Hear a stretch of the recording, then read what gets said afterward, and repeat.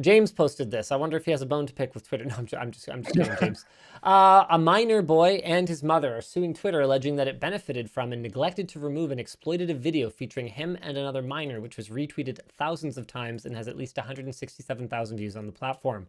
The lawsuit Ugh. claims that the minor and mother repeatedly contacted Twitter about the content, but Twitter allegedly didn't suspend accounts distributing it until a federal agent from the Department of Homeland Security intervened.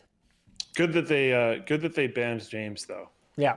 According to the filing, one or multiple traffickers tricked the boy into providing explicit images to a Snapchat account he was led to believe belonged to a 16-year-old girl.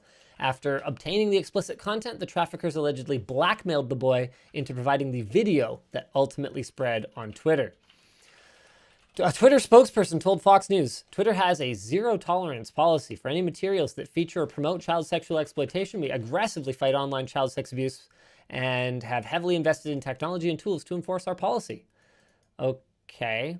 Apparently not enough. The filing also details communication between John Doe, his mother, and Twitter.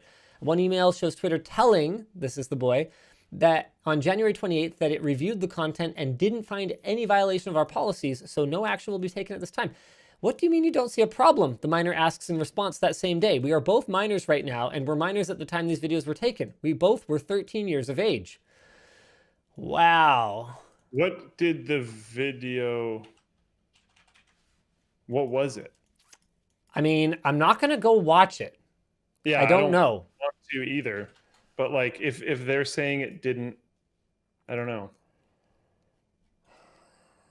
Yeah, I mean, this is the kind of thing that's like, if I definitely don't want to see it. Yeah, I definitely don't want it in my internet history if it actually is 13-year-olds, doing explicit stuff on video.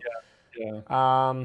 So there you go. Good luck, John Doe boy and mother in your campaign here, because if that went down the way that you say it went down, that is super A+, not okay.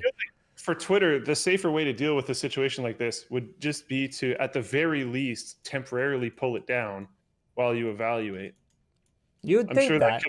I'm sure that could lead to bad situations where people are like using your automated tools to censor things and whatnot. But I feel like that would be a better result, maybe. I don't know. Well, the problem is that once Twitter pulls something, they evidently don't have any way to restore it, like James's account.